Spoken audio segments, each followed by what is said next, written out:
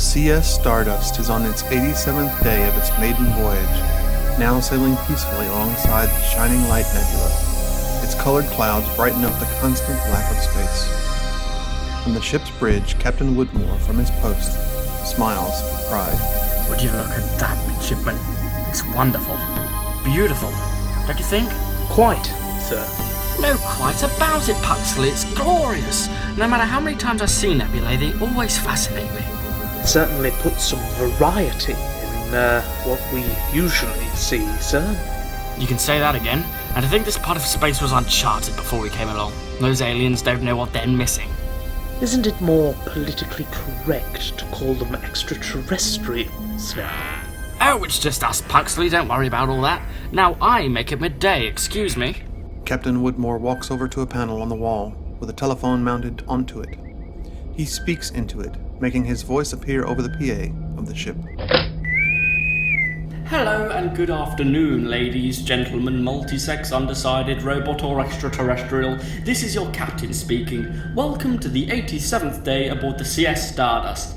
The time is 12 PM and we are currently in the Philophylax belt.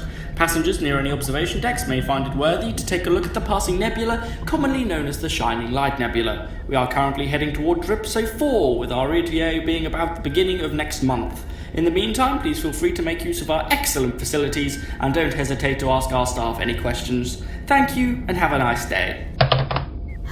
Think they ever get tired of hearing that every day? Heavens know I do. It's policy, Perna, and I like doing it. It makes them feel welcome. In case they haven't settled down within 87 days. Thank you, Sub-Lieutenant. I'm sure we all appreciate your tone.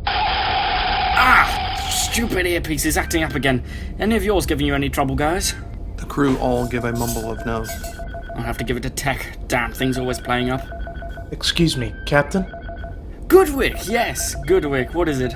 Yes, I'm sorry to interrupt, but I'm looking at the ship's data here, and it appears an unlicensed cargo holder has turned up on Observation Deck 41. I'm sorry, what? An unlicensed cargo holder has turned up on... On Observation Deck 41, yes. What, it just appeared from thin air? Good possibility, or perhaps it was using a perception filter to get past the security sensors, which has now run out. Right, okay, Perna, Oslo, go and check Observation Deck 41 to see if the system's going faulty. Seriously, I hope we last at least half a year without technical difficulties, and now we've had 2 within a minute. Oh, yes, sir. Anything you say, sir. 3 bags full, sir. Watch it, Perna. Nope, don't mind me, sir. Off I go now, sir. Anything else, sir? Want me to pull the chain for you, sir? On Observation Deck 41, the Dr. Silver and Ronan exit the TARDIS. The Doctor has his arms extended, a grin stretched across his face. Behold, the Nebula of Shining Light.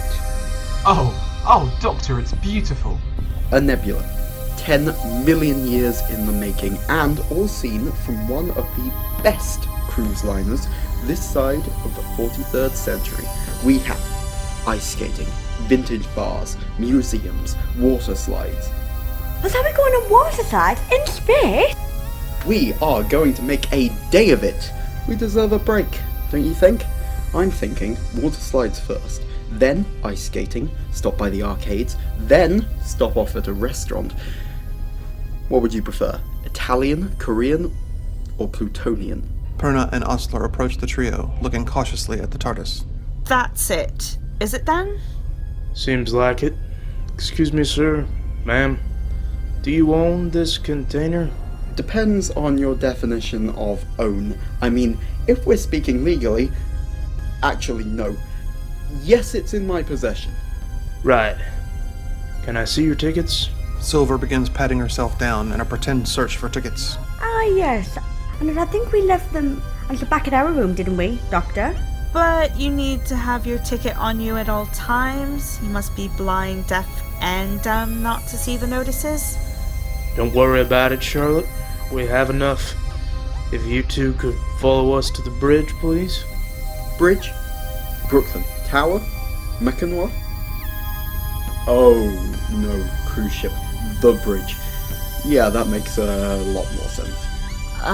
Look, mate, if we wanted to see people play dumb, we'd pop over to the nursery.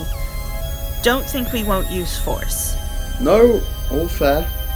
Come on, we're wanted by the, higher-ups.